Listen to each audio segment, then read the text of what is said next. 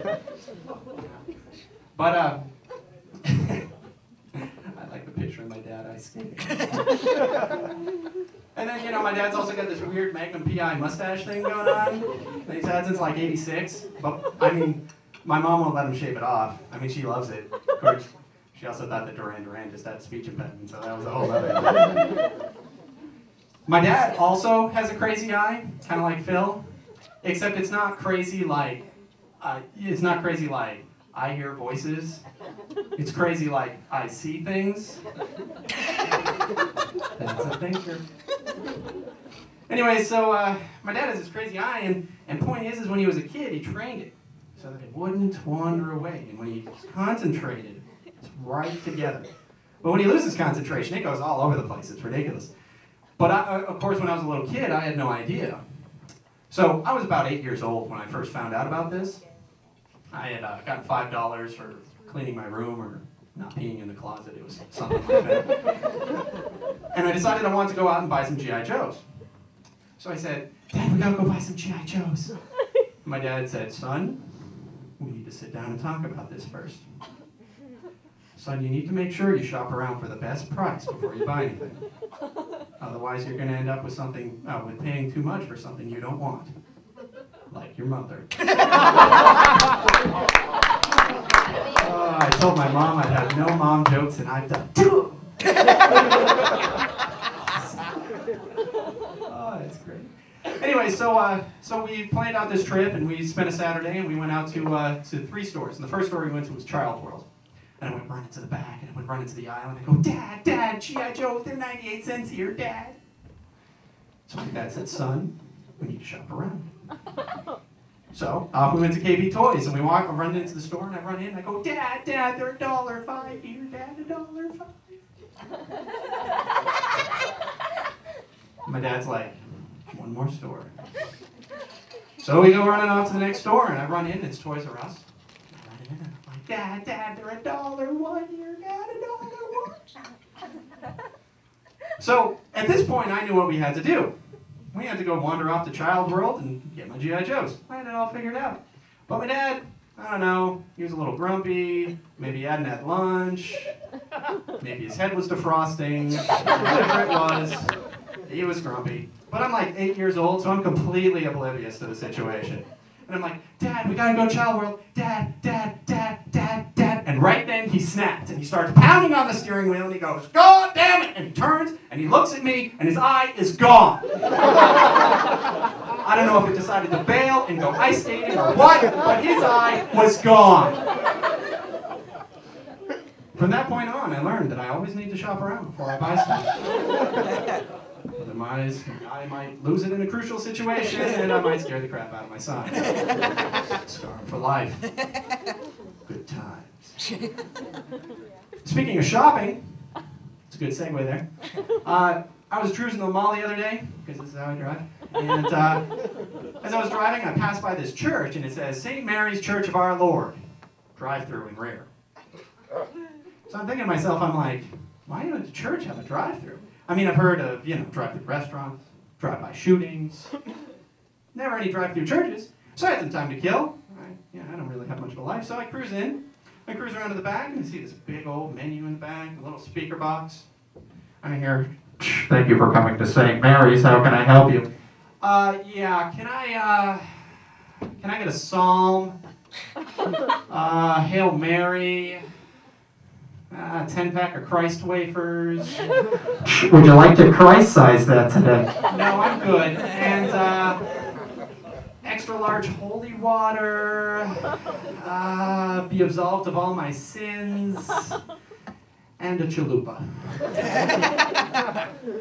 That'll be $12.94. Please pull up to the second stained glass window. So I pull up to the window, and I guess they screwed up my order or something.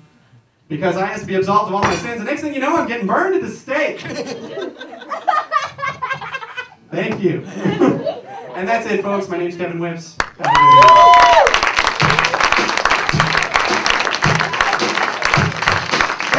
Whips, ladies and gentlemen. First time ever, ladies and gentlemen. First time. Give me a hand. There you go. Yeah. This side of the room is doing so much better than this side of the room. Did a valet truck break down for any fuckers over here? Because they're having fun, you're going,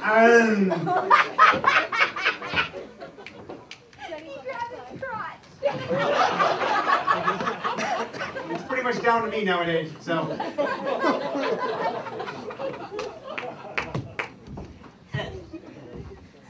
I'm 49, single father, live in a bad neighborhood, do this for a living. Ladies, I'm a real catch.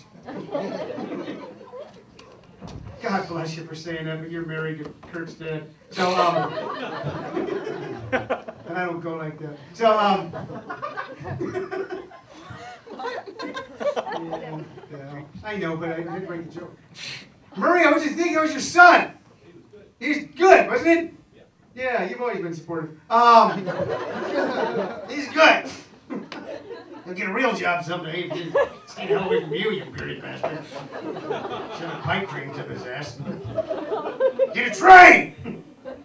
Just messed around, Murray. Later on, me, you over Babes, what do you say? It's okay, right, Mom? Me and Murray go to Babes. He comes home. Annie! Got an idea. Let's strip this tree. You know what I like? Those of you that are enjoying yourself are really enjoying yourself. The rest of you, is there going to be a movie soon?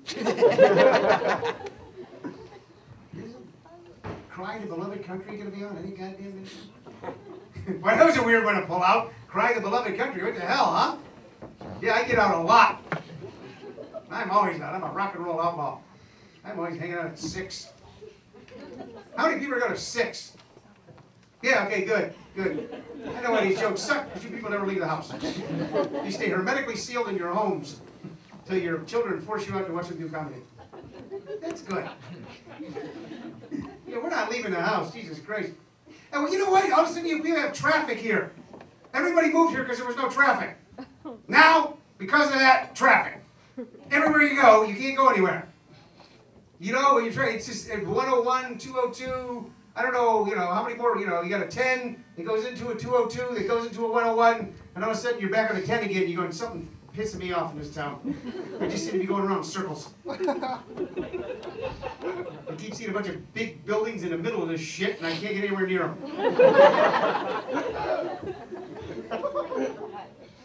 Good. I'm glad you enjoyed that joke. You're a thrilling crowd.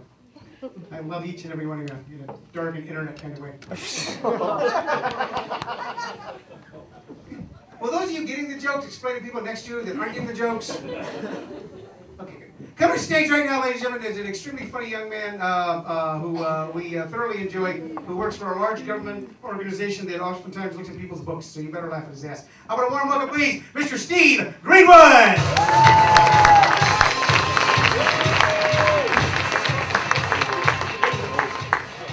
Hey, Arizona! I'm Ole Swenson, your Minnesota snowbird.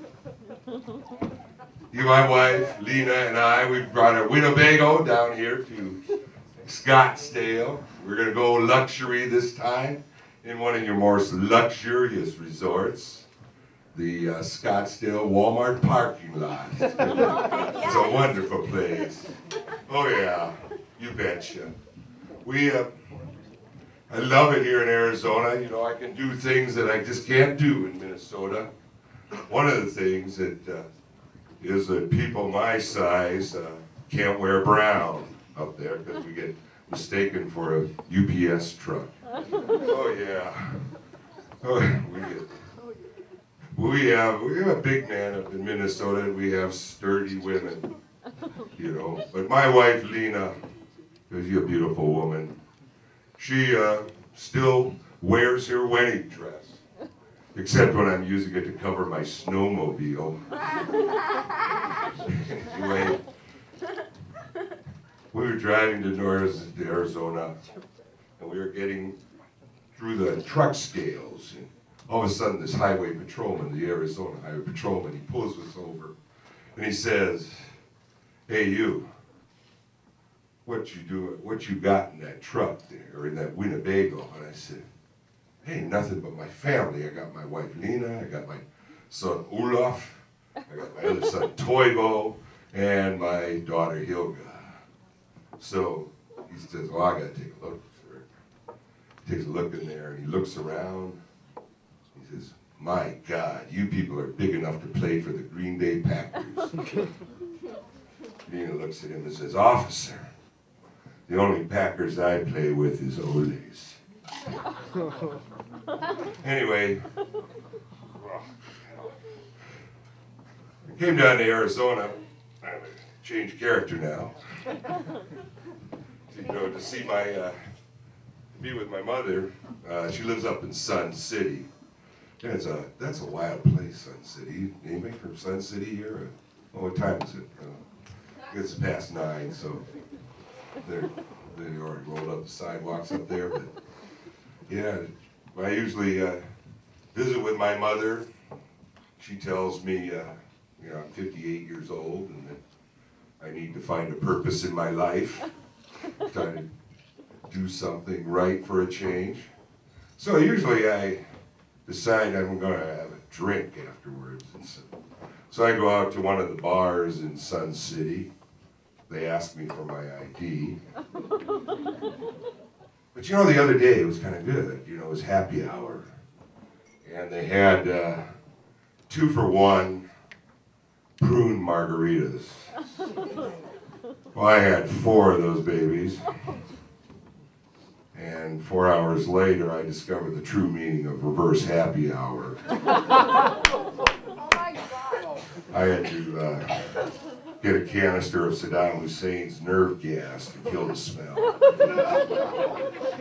But then it's a wild place, this Sun City. You know, they got a swingers club up there. In fact, they're thinking of renaming that place Viagra Falls. What's that all about? Yeah, it's... They really do. They got a swingers club. It was on TV. CBS had a show about it, or you know, a little segment on the news. Dan Rather. Anyway, after I left the bar before the reverse happy hour kicked in, I decided to stop by an adult toy store up there. Went and found a steam-powered vibrator. But attached to it was a heart defibrillator. Oh yeah. Well, I wonder, you know, some of you out there, you kind of looking and thinking that, you know, my voice is kind of intimidating. You know, I've been characterized by some of my fellow comedians as a Darth Vader on Valium.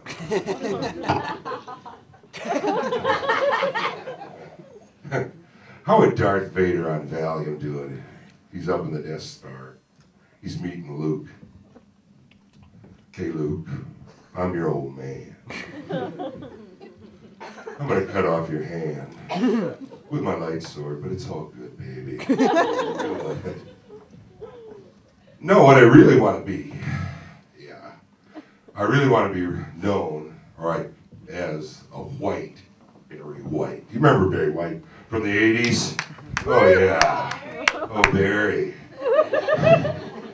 Anyway, what Barry, how would Barry White do it, you know? I got it down. Oh baby, let's watch NASCAR for hours and hours. Oh baby, let's do it for minutes and minutes. Oh baby, we gotta do it. I'm done. I'm the white Barry White. Oh yeah. You know, I really am is a lawyer who's not licensed to practice in Arizona. Now some of you are, you know, snickering about that. And you're looking at me and saying, oh, maybe this clown is a registered sex offender. That's why he can't practice. Well, I clear that up. I'm not registered. But you know, since I can't practice in Arizona, I decided to go get into a profession that I know you all like. I'm an IRS agent. You know what our motto is. We're the IRS and we're here to help. And so one of the things I want to leave you with tonight is a real fact about the IRS. You know, people are always asking me, how do I get audited? You know, how does that work? You know, well, 60% of all the IRS audits come from what we call referrals. What the hell is a referral? Well, you got a kind of idea. It's when you get ratted out. Right? And the IRS makes a lot of money that way. So I want to leave a message to all you women out there, you ladies.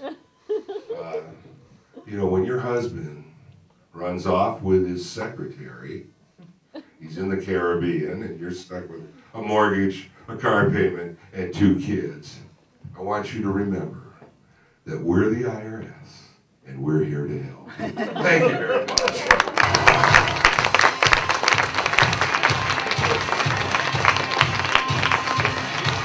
Steve Greenwood, ladies and gentlemen. Steve Greenwood. And the Greenettes, ladies and gentlemen. The Greenettes have left the building. Thank you very much. Thank you.